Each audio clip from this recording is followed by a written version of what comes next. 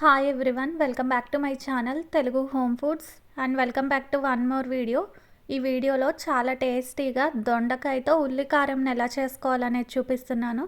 ఇది మనకి రైస్లోకే కాకుండా టిఫిన్స్లో కూడా చాలా టేస్టీగా ఉంటుంది. ఇప్పుడు ఈ దొండకాయ ఉల్లి కారంని ఎలా చేసుకోవాలి, దీనికి కావాల్సిన పదార్థాలు ఏంటనేది చూసేయండి. ఫస్ట్ ఈ కర్రీని ప్రిపేర్ చేసుకోవడం కోసం స్టవ్ మీద ప్యాన్ పెట్టుకొని ఆయిల్ వేసుకోవాలి. ఈ కర్రీకి ఆయిల్ అనేది కొంచెం ఎక్కువే పడుతుంది. ఇప్పుడు ఒక 2 స్పూన్స్ వరకు జీలకర్ర, ఒక 2 స్పూన్స్ ధనియాలు, ఒక 10 నుంచి 12 వరకు ఎండుమిరపకాయలని వేసుకొని వీటిని దోరగా ఫ్రై చేసుకోవాలి. స్టవ్ని హై ఫ్లేమ్లో పెట్టకూడదండి, లో టు మీడియం ఫ్లేమ్లోకి అడ్జస్ట్ చేసుకొని వీటిని నిదానంగా వేయించుకున్న తర్వాత ఇప్పుడు ఇందులోకి మీడియం సైజు ఆనియన్స్ని ఒక 4 తీసుకొని వాటిని ముక్కలు కట్ చేసి వేసుకోవాలి. ఆనియన్స్ని నేను ఇందులోనే వేసి ఫ్రై చేస్తున్నానండి. లేదు అనుకుంటే ఈ ఎండుమిరపకాయలు ధనియాలు పక్కకు తీసుకొని ఆనియన్స్ని సపరేట్గా కూడా ఫ్రై చేసుకోవచ్చు. ఇప్పుడు ఇందులోకి ఆనియన్స్ వేసుకున్న తర్వాత వీటిని కూడా కొంచెం గోల్డెన్ బ్రౌన్ కలర్ వచ్చే వరకు మగ్గనివ్వాలి. ఇలా మధ్య మధ్యలో కలుపుకుంటూ వీటిని ఫ్రై చేసుకోవాలి. ఇలా ఇదంతా బాగా ఫ్రై అయిన తర్వాత వీటన్నిటిని మనం మిక్సీ జార్లోకి వేసుకోవాలి. ఇది పూర్తిగా చల్లారిన తర్వాత మాత్రమే దీన్ని మెత్తటి పేస్ట్లా గ్రైండ్ చేసి పక్కన పెట్టుకోవాలి. ఈ కర్రీలోకి మనకి ఆనియన్స్ ఎక్కువ ఉంటేనే టేస్ట్ అనేది బాగుంటుంది. ఎండుమిరపకాయలు కూడా ఘాటుని బట్టి తీసుకోండి. నేనైతే ఇక్కడ ఒక 12 వరకు ఎండుమిరపకాయలని తీసుకున్నాను.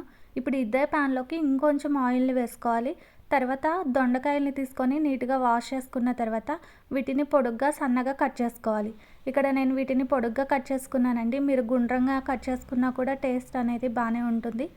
ఇప్పుడు వీటి మొత్తాన్ని ఒకసారి కలుపుకొని మూతను పెట్టేసి ఈ దొండకాయ ముక్కల్ని పూర్తిగా మగ్గనివ్వాలి. ఇలా మధ్య మధ్యలో కలుపుకుంటూ ఈ ముక్కలు అనేవి గోల్డెన్ బ్రౌన్ కలర్ వచ్చే వరకు ఫ్రై చేసుకోవాలి. ఈ దొండకాయ ఉల్లి కారంని ఇంతవరకు ఎవరైనా ట్రై చేయని వాళ్ళు ఉంటే తప్పకుండా ఒకసారి ట్రై చేసి చూడండి. టేస్ట్ అనేది బాగుంటుంది. ఇది మనకి చపాతీలో కూడా చాలా టేస్టీగా ఉంటుంది.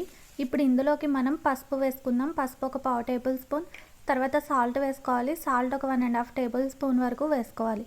మనం ఆనియన్స్ని గ్రైండ్ చేసుకునేటప్పుడు సాల్ట్ వేసుకోలేదు కాబట్టి కర్రీకి సరిపోయిన సాల్ట్ని ఇక్కడే వేసుకోవాలి.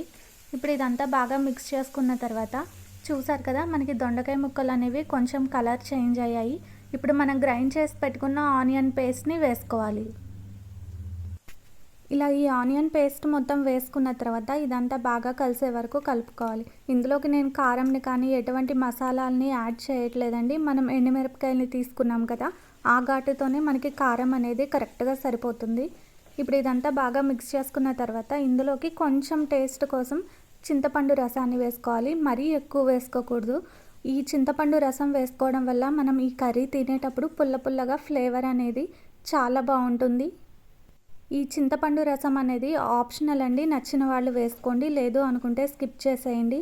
ఇప్పుడు ఇదంతా బాగా కలిసే వరకు కలుపుకున్న తర్వాత మూతను పెట్టేసి ఇదంతా పచ్చిపోయి ఆయిల్ తేలే వరకు ఉడికించుకోవాలి.